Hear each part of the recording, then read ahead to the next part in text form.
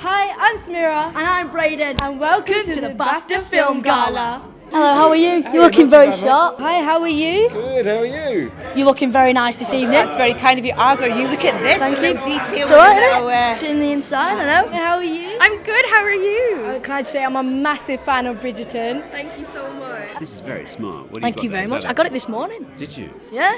Mum thinks it looks all right, so if Mum thinks it looks good, then I'm happy with it. Mum's seal of approval is all you need in life. You look good as well. You're very sharp. kind. You're very Thank kind. you. Thank you I've very got the much. wrong coloured socks on. I realise that. Oh no, I like it better. Gives it a bit of lift. yeah, exactly. It gives it a bit of its own Definition. personality. Why not? Exactly. Is it true that you started your debut acting career as a snail?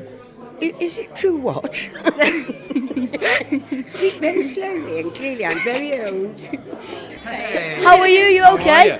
I'm good, Nice thank to see you. What do you have to do? We have to do Oh, this. you remember it? Yeah, and Oh, this. that's what I was coming on to. It's a special- You remember it? Always. Oh, You started your debut acting career as a snail. A snail. It is absolutely true. Very good homework you've done. no way. That's my first role, a snail. Once again, you're looking very smart. And you remembered the handshake. Always. It's unforgettable. Yeah. Honestly. I only have that handshake with you. 4 and 20 tailors went to kill a snail. The best man amongst them dares not touch her tail. I had to just crawl across in a big shell. You and I'm a celebrity not too long ago. What was the worst trial you did, do you think? The worst trial that I did was definitely the eating challenge. Because your mind plays tricks on you because you are eating awful things. And it doesn't actually taste that bad, but you think it tastes really bad because you realise that you're eating a part of an animal that you would never, ever, ever in a million years dream of eating. Now, you've been in so many good films, haven't you? So many great films. But what is the hardest or best thing you've had to learn or skill you've had to learn, to play that role? And am I right in saying you do a bit of singing? Yeah. I need a bit of help with singing, but so probably singing was one of the trickiest ones. I had to learn some German for the last job I did. What's that like? Yeah, it was tough. So that was probably the hardest thing. But I was in Germany, so it was kind of There you go. the guys could help me. What was it like playing Alfred in Batman? Oh, it was brilliant. I mean, I love, obviously, working with Matt Reeves. He's a terrific director, and I think he's just done an extraordinary job. He's just a phenomenal job on the film, and playing opposite Rob Pattinson, who is, I think, just one of the greatest Batmans. I think he's awesome. So, and it was a really lovely relationship that in this film, a very particular relationship that Alfred has to Batman. You could co-host with anyone. Who would it be? Anyone in the world. Ideally, it would be someone shorter because I've been co-hosting for a very long time. If it was me, you'd be fine. A lot. I don't think I'm growing much more. I'm just thinking. Growing up, what was your favourite TV show? And you are allowed to say Phineas and Ferb. I was 18 when Phineas and Ferb first came out, so I can't say I was growing up then. What was my favourite kid? I really like Ren and Stimpy. Well, that's quite a weird cartoon. Somebody who's effortlessly cool, somebody who can carry a beautiful Prince of Wales check. Listen, Brayden, come on. If you could make a movie about any subject in the entire world, what would it be? What would I like to... Something that I haven't done before. A cowboy film, maybe. A cowboy film? Yes, why not? That'd be so cool, can you imagine? Ben's just done one, hasn't he? Cumberbatch. Yeah. He can be up there on a horse in a big hat. Why can't I? What did you dream of doing as a child? Well, from being about 13, I wanted to be an actor. Before that, everything, it changed weekly, which is probably no surprise that I pretend to do lots of different things for a living now. Do you also enjoy being a performer in video games, and are you a gamer yourself? I love playing characters in video games. I always think, it doesn't matter whether you're in a video game or a movie or a TV show or whatever. It's just all about getting into character, and of course, the video games have become so much more like stories. They're fantastic stories. I love doing it. Now, you started as a young performer, but was there anyone that inspired you as you were growing up? Oh, so many people. I think it's more performances rather than... I find it easier to kind of name singular performances rather than of course, you've got careers in general and actors' kind of body of work, but John Leguizamo as Tybalt in Romeo and Juliet, Stephen Graham in This Is England, all of those kind of... Daniel Day-Lewis, all of these... all of those kind of big performances, sort of kind of rooted but bigger. So those are the things that come to mind. Can you tell us anything about Enola Holmes 2? Yeah, I could tell. Yeah, I could tell you some stuff, but then I think I'd be cut out of the film. Yeah. You were on Maze Runner as well with Dylan O'Brien. How was that? It was wonderful. We got to do 3 movies together, and it was. I love Dylan. Dylan's a wonderful person, and we were a very tight-knit little family on that. It was great fun. It must have been such a fun project to work on, though, and you play such a strong female character.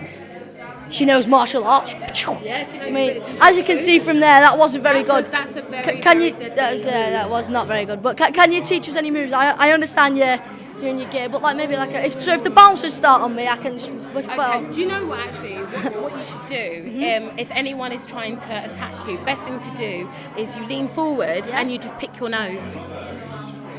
What? You've played in a few non-verbal characters. Non-verbal characters like King Kong. Did you communicate other ways, like sign language? Exactly, yeah. So when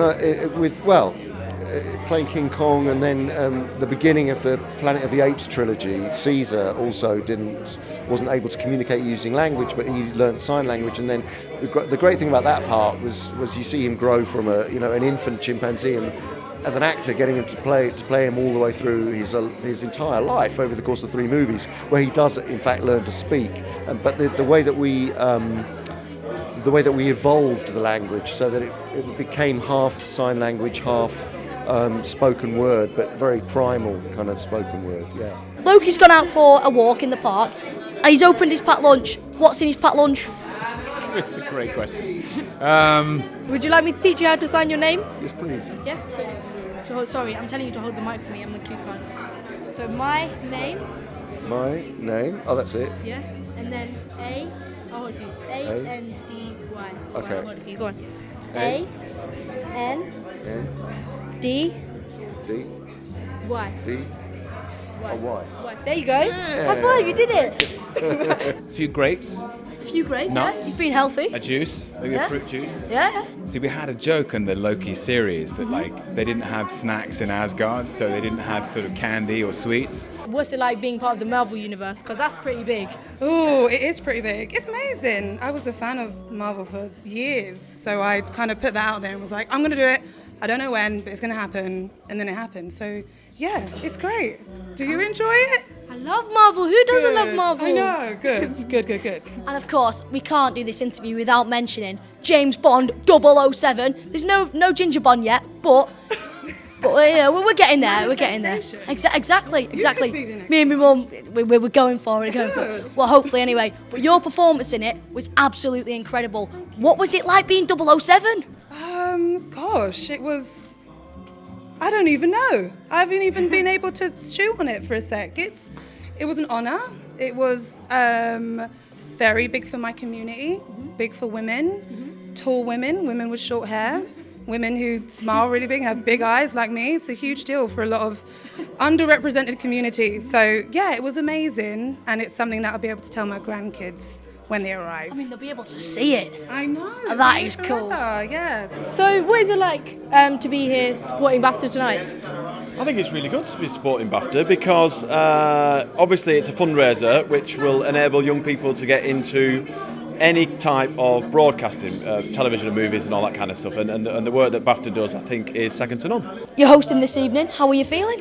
Bit nervous, as I am with every job, but this is really important because tonight's about raising as much money as possible for BAFTA and for all the amazing charity work that they do behind the scenes. You know, we all love the awards and the red carpets and stuff, but it's all the work that goes on behind the scenes to encourage people like yourself, you know, that next generation of people who want to work in film and TV and gaming, to give them as much opportunity as we can. So no pressure.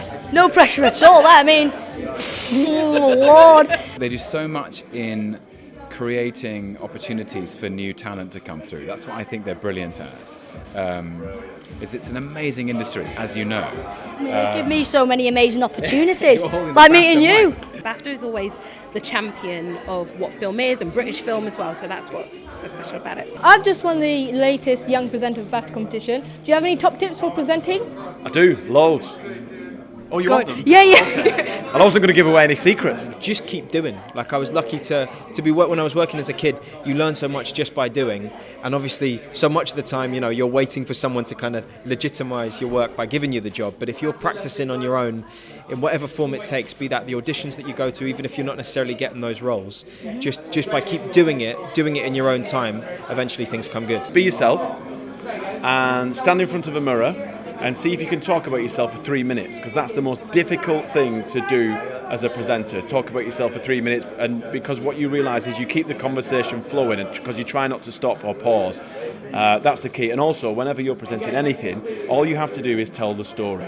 So, ironically, we're at BAFTA, and every movie has a start, a middle, an oops, and an end. So when you're presenting, if you can try and pull out a couple of those things in the story or the narrative that you're doing when you're presenting, then you're onto a very, very successful career. I would say read as many books as you can, watch as many films, but also pick up, there's so many different ways now to be creative. So if you want to make something or do use your iPhones and start like filming stuff or doing scenes with your friends and things like that. It's kind of the beauty now is that you don't need to wait for other people to, be able to be creative. I mean, I've always said to people, if you can, see as much as you can. Because if you, the most you see, the most you can make up your mind about something. Think, does that work? And does that work for me? And why does it work for me? Or why doesn't it work for me? And so if you get the opportunity, whatever it is, just see it and experience it. And so that there are times you have to draw on something, that you're given something in a script that you've never experienced, you have to draw on.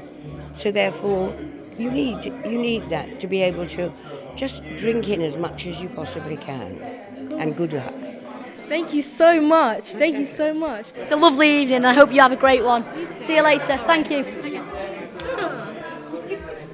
Thank you so much. Thank you very much. Thank you. Cheers. Well, thank you very much. Have a lovely Braden, evening. I bet I do. Thank you very much indeed. We're just going to go for a handshake then, but Thanks. as I say, we're cool now. Yeah, we're cool like that. So, we've had a wonderful evening here at the BAFTA Fundraising Gala. It's been absolutely amazing. Yeah, thank you so much and thank you for watching. Thank you so much, BAFTA. Bye!